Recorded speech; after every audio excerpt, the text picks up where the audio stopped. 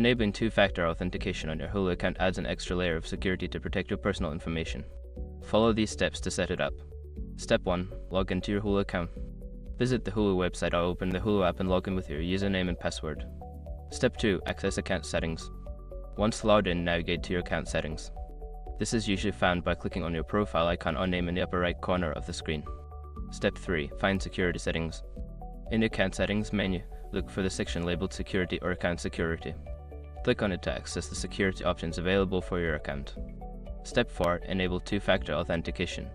In the security settings, find the option for two-factor authentication.